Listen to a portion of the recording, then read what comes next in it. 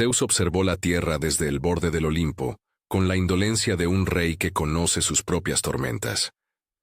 Viendo la fragilidad de los hombres, decidió encender en el mundo una fuerza que desafiara a los monstruos. Un hijo suyo, nacido de una mujer mortal. Así llegó Hércules, Heracles si se prefiere, al cruce de lo divino y lo humano, un cuerpo que contenía una fuerza capaz de mover montañas y una voluntad que ardía con la misma intensidad que el rencor de los dioses. Los primeros años de Hércules fueron una sucesión de gestos prodigiosos. Burlas a la muerte, juegos con animales salvajes como si fueran cachorros, y una ira que brotaba como un fuego de verano, imprevisible y voraz. La naturaleza se adaptó a su paso. Los árboles se inclinaron, las rocas crujieron, y los ríos parecieron esquivar su sombra. Pero no todo poder trae consigo destino benigno.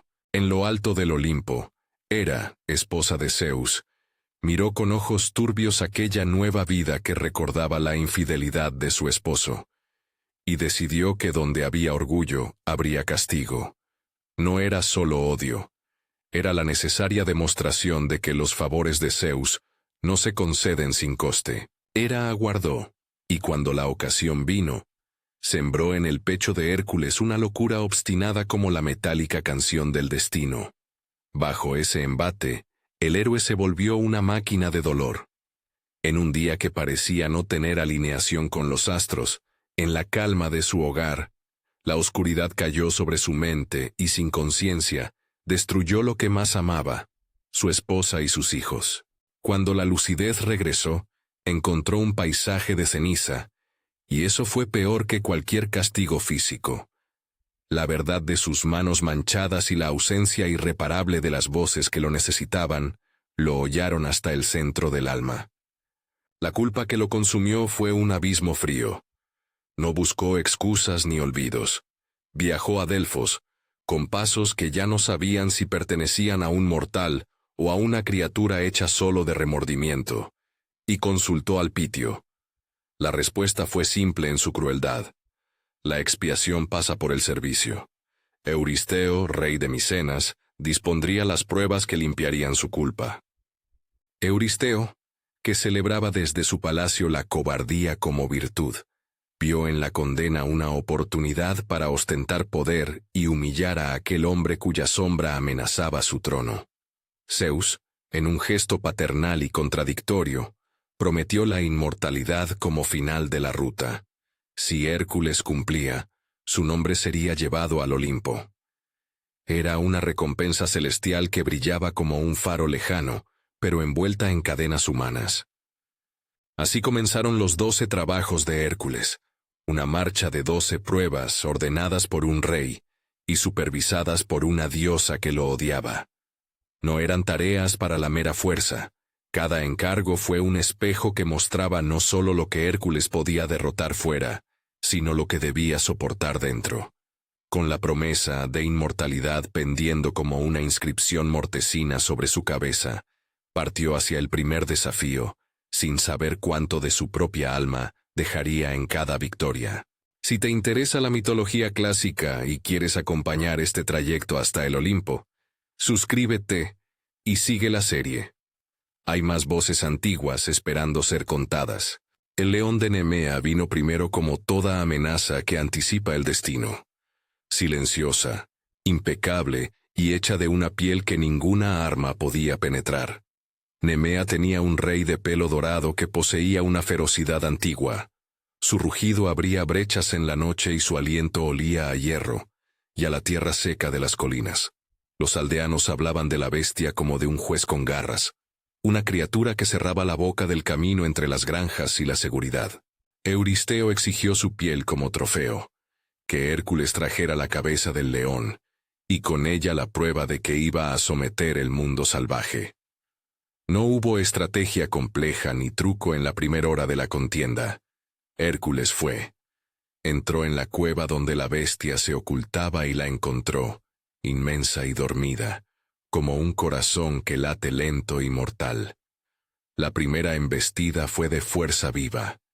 El choque de cuerpos resonó como el martilleo de los herreros en un festival. Las garras arañaron la roca, La respiración de la bestia era un viento caliente en la cara del héroe. Cuando las armas fracasaron, las lanzas se quebraron, las flechas rebotaron. Fue la fuerza del hombre la que habló. Hércules, con manos que apretaban la noche, estranguló al león hasta que sus ojos se oscurecieron. Vestir la piel del animal fue un gesto simbólico y práctico. La dermis del león, impenetrable, se convirtió en armadura.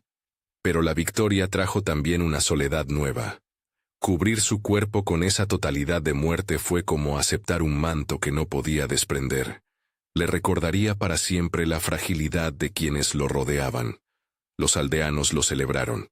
Euristeo se mostró altivo desde la distancia, y Hera sonrió con el filo de una hoja. Aunque el primer trabajo estaba cumplido, la sensación en el pecho de Hércules no era la de la fama, sino la de un peso que se asentaba, rígido, dentro de su costado. Lo siguiente fue la hidra de Lerna, un monstruo nacido de las oscuridades más profundas, cuyo aliento era veneno y cuyo cuerpo se multiplicaba en cuanto se combatía. Lerna, laguna envuelta en juncos y leyendas, guardaba en sus entrañas a aquella criatura con cabezas que se regeneraban. No se trataba solamente de fuerza, sino de ingenio. Por cada cuello cortado, 2 o 3 se alzaban en su lugar, bebidos por la voluntad de la bestia. Heracles supo desde el principio que necesitaría ayuda, y llamó a su sobrino Iolao. Iolao, leal y joven, acompañó al héroe como testigo, asistente y mano que brillaría con fuego. La lucha en Lerna fue una danza de sombras y humo. Hércules cortaba cabezas con una furia que parecía querer partir al mundo en 2. Iolao corría con un odre encendido y cauterizaba cada cuello incipiente. Entre cortes y quemas, la sangre de la hidra se vertió como un río oscuro, y Hércules, insertando la moral en sus actos, sino la astucia, empapó sus flechas en aquel veneno para más tarde convertir el mal en arma. Fue una victoria ambigua. La hidra cayó, pero su esencia quedó impregnada en los recursos de Hércules. La herramienta de la caza se volvió instrumento de matanza, y con ello, un riesgo de que la propia cólera del héroe se acuñara en sus manos. Euristeo, al recibir la noticia, se alarmó. La astucia de Hércules convertía cada triunfo en una amenaza. Hera, absorta en su rencor, tejía hilos con paciencia. Pero el héroe no tenía pausa. La siguiente prueba requería una persecución que sería tan interminable como una temporada de estaciones. La cierva de Serinia. La cierva, sagrada a Artemisa, tenía pezuñas de bronce y cuernos que relucían en la sombra. No era bestia para matar. Su captura exigía respeto, paciencia y un respeto tácito a lo sagrado. Durante un año, Hércules la siguió como quien persigue una música lejana. Semanas de fatiga, noches en que la luna parecía inclinarse para escuchar sus pasos. La persecución le enseñó a contener la furia, a medir la respiración y a dejar que la persistencia reemplazara la violencia. Cuando por fin la cierva se cansó y permitió que fuera tomada viva, apareció Artemisa misma, hecha de la claridad del bosque, para observar el gesto. Hércules pronunció palabras humildes, afirmando que entregaría a la embarcación la cierva sin dañarla. Artemisa, que guardaba sus votos con más celo que los hombres, aceptó la promesa siempre que la criatura regresara intacta. Llegaron a Micenas con la cierva, y Euristeo, sin comprender la sacralidad del gesto, ordenó que la entregara. Así, la captura no fue una matanza, sino una lección. La fuerza debía aprender a contenerse frente a lo sagrado. Aquella vez, el héroe sintió que dentro suyo brotaba una tregua, frágil como la corteza de un árbol en verano. No toda tregua dura. El jabalí de Erimanto fue una emboscada de barro y fango. El monte retumbaba con gruñidos y destrozos. Las chozas cercanas estaban teñidas del velo que deja un animal grande aplastando la tierra. La persecución llevó a Hércules a una de esas noches, donde las estrellas se apagan, en que el aliento del animal se siente en las sienes. Para capturarlo sin causarle la muerte, el héroe cavó trampas, cercó valles, y en un momento, consiguió arrinconarlo y atarlo. Pero en el camino de regreso, la casualidad dejó un nombre en la historia. Folo, un centauro hospitalario, abrió su jarra de vino para ofrecerlo al héroe. El aroma del licor despertó a los centauros cercanos, y lo que debía ser una retirada se tornó carnicería y duelo. En medio del enfrentamiento, Quirón, el centauro sabio, fue herido. Una sombra de pena y culpa se extendió otra vez sobre Hércules. La captura del jabalí había salvado a la gente, pero la ebriedad de otros había cobrado un precio ajeno al deber del héroe. La quinta prueba, los establos de Augías, reveló la tensión entre fuerza bruta y astucia pura. Augías poseía un corral donde miles de cabezas de ganado vivían sin limpieza desde hacía años. El hedor se había vuelto un muro que ni siquiera los perros sobrevivían. Euristeo mandó limpiar los establos en un día, una orden diseñada para humillar. Y Hércules, sabiendo que la limpieza exigía algo más que manos fuertes, trazó un plan. Desvió 2 ríos y dejó que el agua lavara décadas de suciedad. La hazaña fue espectacular, pero también una afrenta. Augías se negó a pagar por un servicio que dijo debía ser gratuito, y el conflicto desembocó en juicio y violencia. De aquel episodio surgiría, según se dice, la semilla de los Juegos Olímpicos, donde la fuerza sería vista y celebrada, pero para Hércules fue una lección amarga. El ingenio puede ser tan solitario como la fuerza, y la justicia de los hombres suele torcerse ante la envidia. Las aves de Estínfalo llegaron como una plaga. Estas aves no eran naturales. Sus picos y alas eran metálicas. Posadas en un lago, descargaban un ruido como de metal chocado, y dejaban caer huesos y chatarra sobre los terrenos fértiles. El paisaje olía ahora a oxidado y a algas. Las garras de hierro impedían que los campesinos regresaran a su labranza. Atenea, observando el curso de los 12 trabajos de Hércules, ofreció un instrumento de sabiduría, crótalos, pequeños cascabeles, que resonaron, no como un instrumento de guerra, sino como una herramienta para la sorpresa. Hércules las usó para ahuyentar a las aves. Cuando alzaron el vuelo, las flechas que ahora llevaban punta impregnada de la sangre de la hidra encontraron su blanco. El tacto de esa victoria fue curioso. Poder y astucia combinados, con un dejo de aquello que había emergido en Lerna. La sangre de la hidra, antaño evidencia de la violencia, se había convertido en una extensión de su deber. Cada trabajo cumplido devolvía a Hércules a Micenas con algo más que la prueba. Le dejaba recuerdos, marcas en su espíritu, y la resaca de haber cometido actos que nunca podría deshacer del todo. Euristeo recibía los trofeos con una mezcla de temor y regocijo. Era, a distancia, no deseaba la derrota del héroe sino su continuo padecer. En cada retorno, el pueblo lo aclamaba, y cada aplauso parecía rasgar un poco más la carne invisible que lo separaba de la culpa perpetua. A medida que avanzaba la lista de desafíos, algo se hacía evidente. Los 12 trabajos de Hércules no eran solo episodios de gloria contra monstruos visibles. Eran estaciones de una cruz interior, pasos que lo llevarían hacia un precipicio donde la redención y la perdición se tocaban. Él aprendió que las armas se vuelven reliquias de heridas, que la ayuda divina llega con condiciones, y que la promesa de la inmortalidad no apaga la memoria de las manos que una vez dañaron a los suyos. Cuando dejó atrás Estínfalo, el aire parecía más denso. La mirada de Euristeo era más cortante, y desde lo alto, tejía nuevos embates. Hércules sabía que no podía detenerse. Había algo en su pecho que empujaba hacia adelante y, a la vez, algo más oscuro que susurraba que cada acto lo alejaba de la humanidad que aún intentaba conservar. No había vuelta atrás. El próximo encargo lo conduciría a las costas y a mares lejanos, donde torres y columnas se alzarían como marcas de su paso, y donde conocería a reyes y titanes que pondrían a prueba no solo su fuerza, sino su resistencia moral. La ruta hasta el Toro de Creta prometía viajes largos y lecciones de soberbia. El ganado de Gerión, aguardaba en islas que olían a sal y a sangre. Atlas empezaba a dibujarse en su futuro como una sombra de cooperación y traición.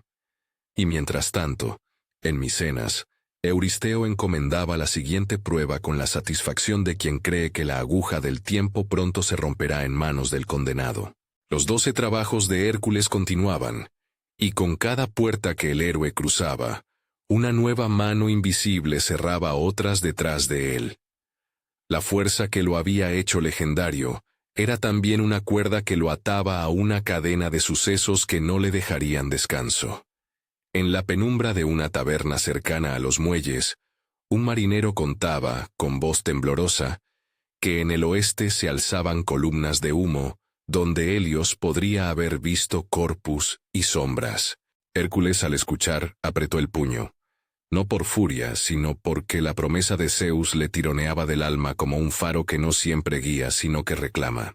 Y con la mirada puesta en la inmensidad del mar, partió hacia Creta, sin saber que algunos de los costos más hondos de su viaje aún no se habían manifestado. Que la gloria cercana llevaba adosada una pérdida que no se mediría en trofeos, ni en los cantos que los bardos entonarían al cabo de los siglos. Mientras las olas lamían la quilla y el horizonte se abría como un libro, el héroe se preparaba para enfrentar aquello que no respondía a la fuerza. La astucia de reinos, la trampa de dioses, y la verdad de que la inmortalidad prometida solo vendría tras un precio que nadie había contado por completo. El viaje a Creta fue un tramo de océano y presagios. Las velas cortaron la bruma como un susurro de promesas, y, en la bodega, Hércules sentía en el costado la vieja carga, la culpa que le seguía como una sombra pegada al talón.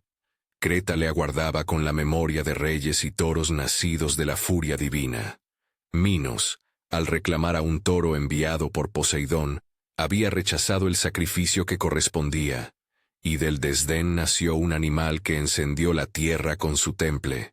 Euristeo exigía que el toro de Creta fuera llevado a Micenas. No solo se trataba de dominar una bestia, sino de someter un símbolo de soberbia humana y divina. El toro era la furia en carne, pecho ancho, ojos de fuego, un olor a sal y algas que sembraba pánico en las costas. Hércules lo encontró arrinconado entre acantilados, olisqueando la espuma, y se acercó como quien va hacia una verdad que no pide permiso. No intentó clavar lanzas que rebotaran contra su piel. Se arrojó al pecho del animal, encajó sus brazos alrededor de su cuello y lo sostuvo con una fuerza que fue más abrazo que estrangulamiento. Durante un rato, criatura y hombre quedaron uno frente a otro, dos voluntades que luchaban por la primacía. Luego el toro cedió, no tanto por la fuerza como por la implacable persistencia de aquel que no se rindió hasta verlo inmóvil. Montado sobre el lomo enfurecido, Hércules navegó con el animal mar adentro para evitar que destruyera aldeas, y en su regreso lo llevó ante Euristeo, quien, aterrorizado, lo sacrificó o dejó escapar según las versiones, pero el punto era otro. Hércules había demostrado que podía doblegar la violencia desbocada sin negarse a la contención. El siguiente trabajo lo arrastró a tierras de sangre y bestias, las yeguas carnívoras de Diomedes, rey de Tracia. Aquellos animales no se alimentaban de heno ni de pasto, devoraban hombres. Diomedes, cruel por temeridad o por capricho, las alimentaba con viajantes desprevenidos, y se gozaba en su ferocidad. Hércules llegó acompañado por su compañera y por el hijo de Augías en algunas versiones, pero fue la imprudencia de Diomedes lo que dejó una marca indeleble. Hércules buscó las cuadras, observó el hedor de carne cruda, y vio en los ojos de las bestias una especie de locura que reflejaba la de su propia mano hiriente. En la confrontación, y por decisión que mezclaba justicia y furia, Hércules arrojó al propio Diomedes como alimento de sus caballos. En algunas variantes, Abdero o Abdero varía, fue quien fue devorado por las yeguas cuando, inadvertidamente, se quedó para pastorearlas. Aquel suceso marcó al héroe con un dolor que no sanaría con trofeos. La matanza de Diomedes y la liberación de las yeguas trajeron más que gloria. trajeron la punzada de la responsabilidad por la muerte ajena y la conciencia de que la venganza puede ser una justicia que deja vacío en el alma. De Tracia vino una travesía hasta las tierras donde las historias se mezclan con las mujeres guerreras, las amazonas. Hipólita, reina de las amazonas, poseía un cinturón que Afrodita le había otorgado o que marcaba su dominio, y que Euristeo exigió como prueba.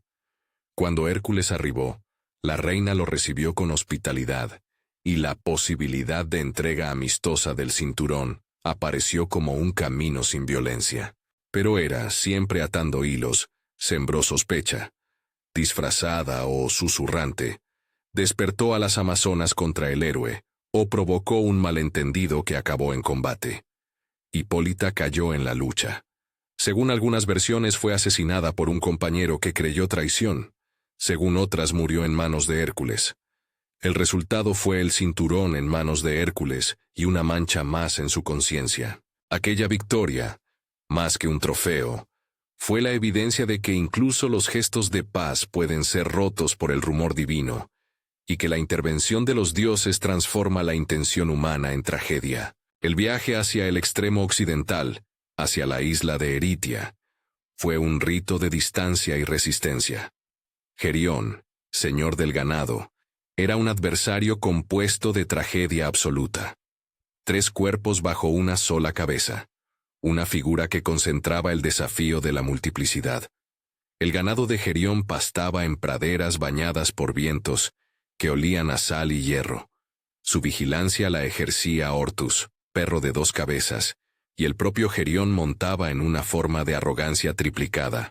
Para llegar hasta él, Hércules recorrió rutas donde Helios le prestó un barco o un receptáculo para cruzar el océano. Las versiones difieren, pero el hecho de que el héroe tocara costillas del mundo quedó plasmado en las columnas que señaló como límites del viaje, los pilares que más tarde retomarían el nombre de Columna de Hércules. El combate con Gerión fue prolongado. Hércules abatió primero a Ortus, luego enfrentó a Euritión, sirviente del rey, y finalmente a Gerión mismo, a quien mató con una flecha o con su fuerza directa. Tomó el ganado y lo condujo hacia Micenas, sufriendo emboscadas y robos en el camino, pero manteniendo su presa.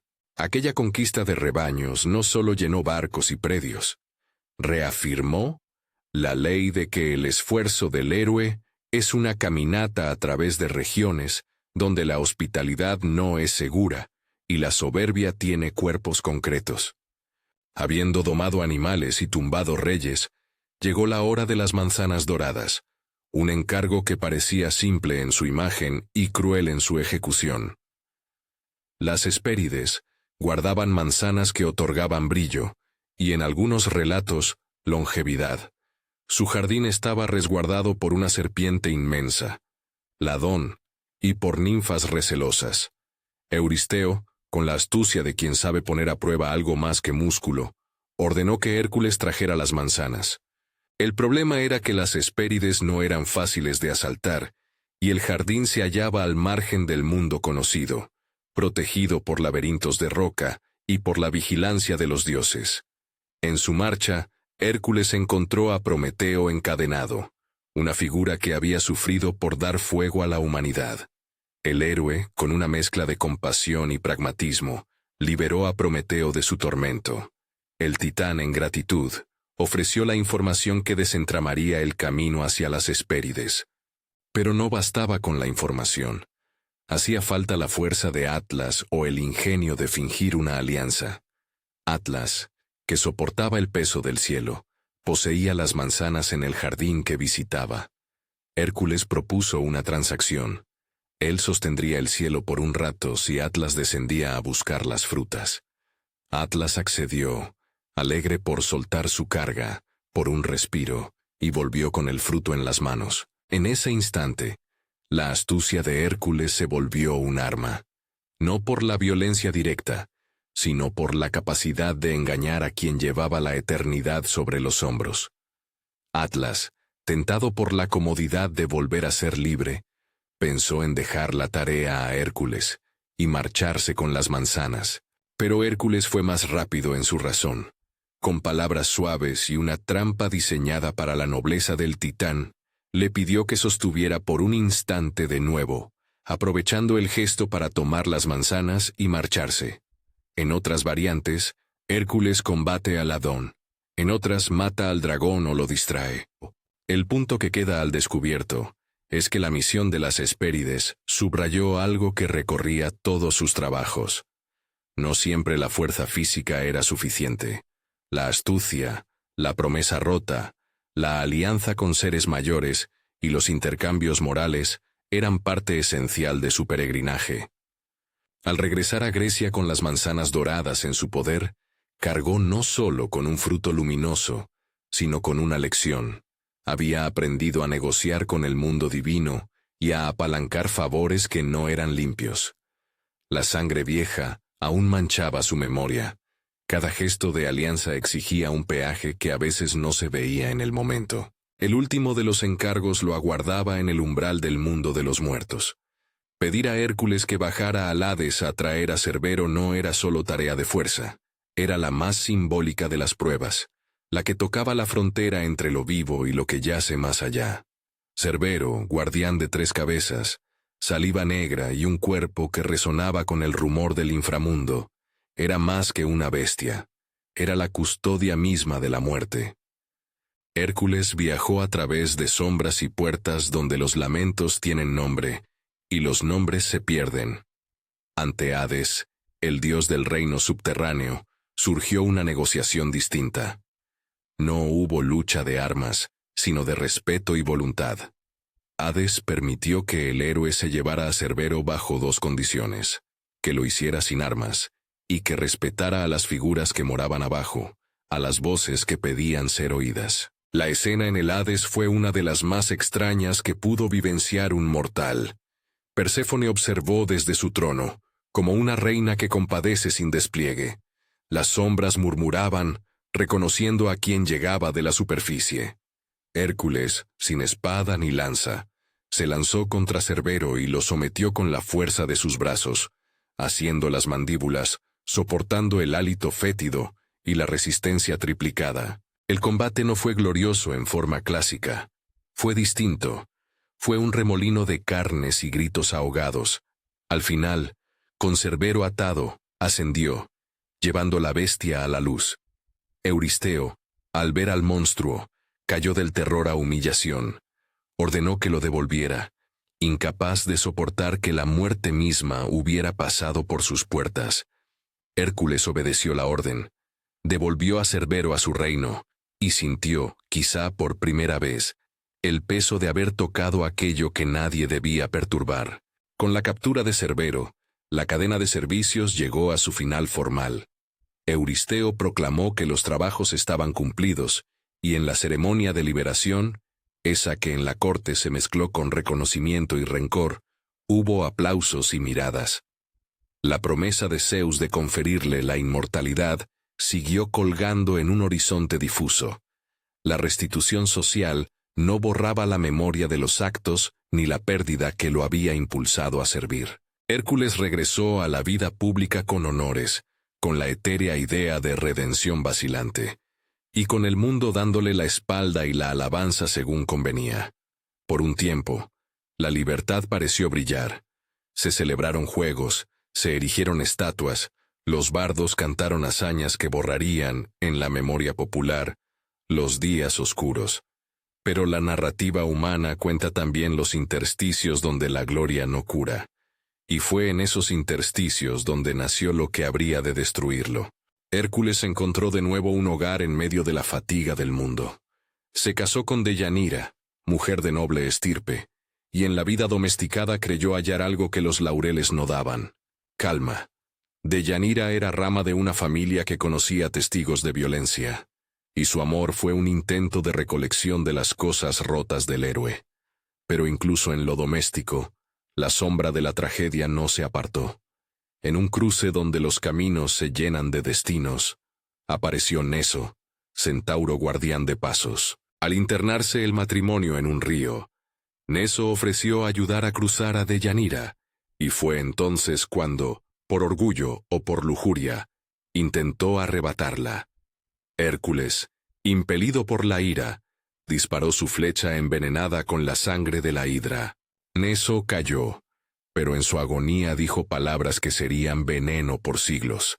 Haciéndolas pasar por consejo, le entregó a Deyanira su sangre, anunciando que era una poción para asegurar siempre el amor del marido, que si alguna vez temiera perderlo, bastaría impregnar una túnica con aquella sangre, y el hechizo reavivaría el afecto. Deyanira, mujer sencilla y temerosa de perder el amor que le Dante daba, guardó aquel remedio como una reliquia entre sus trapos y noches.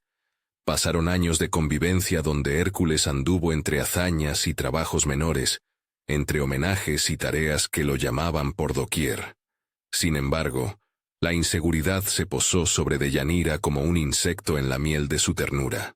Cuando la noticia llegó de que Hércules había tomado una joven, o que su afecto parecía desviar su brújula a otra compañía, Deyanira, presa del miedo, recordó la sangre de Neso. Pensó en un gesto de amor que no supiera otra salida. Empapó una túnica con aquella sangre, creyendo que anunciaba un lazo inviolable. Cuando Hércules se la puso, la tela no volvió a ser de lana sino de un fuego frío que mordía la carne. La sangre del centauro no era remedio. Era veneno que, mezclado con la sangre de la hidra, se había convertido en algo que corroía el alma y el cuerpo.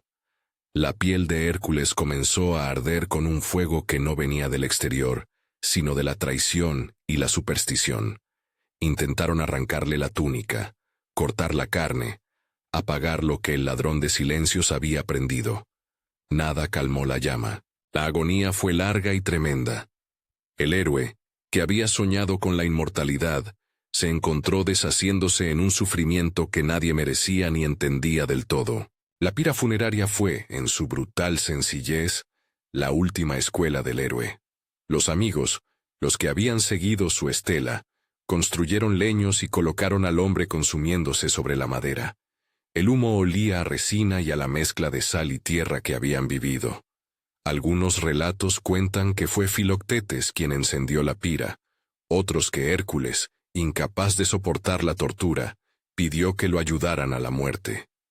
Allí, en la consigna de las llamas, la parte mortal de Hércules se consumió, y en el momento en que la carne cedió, Zeus, que fue su padre y su juez a ratos, recogió lo que quedaba de su espíritu y lo elevó al Olimpo. La apoteosis no borró la memoria de la tragedia. En el Olimpo, Hércules fue acogido como un dios entre dioses, un ser que había cruzado el abismo y retornado a la gloria. Se le ofreció un lugar entre las deidades y la posibilidad de un eterno descanso que los hombres no alcanzan. Fue unido a Hebe, la juventud, o al menos se le ofreció un laurel inmortal. Su nombre pasó a ser canto en los altares y en la memoria de los pueblos. Sin embargo, la inmortalidad fue una capa añadida sobre una vida de heridas ya hechas. La fama no reparó las pérdidas, y los cantos de los poetas solo pudieron esbozar la verdad de un hombre que por cumplir con la expiación, perdió su paz. El legado de los 12 trabajos de Hércules fue múltiple y contradictorio. En algunos lugares se erigieron juegos en su honor, competencias que recordaban sus gestas y celebraban la fuerza. En otros, se trazaron columnas que marcaban los límites de su viaje. Las constelaciones vieron su figura elevándose, y el nombre del héroe se convirtió en rima y en advertencia, grandeza a cambio de dolor, fama que no exime de culpa. Los relatos que siguieron a su muerte no pretendieron ocultar la tragedia. Por el contrario, la hicieron parte esencial del mito.